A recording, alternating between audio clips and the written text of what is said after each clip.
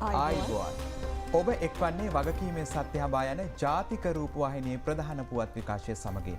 ජාතික ප්‍රවෘත්ති මැදිරියේ සිට තිලිනි පෙරේරා සමගින් මම ලහිරු ලක්මාන.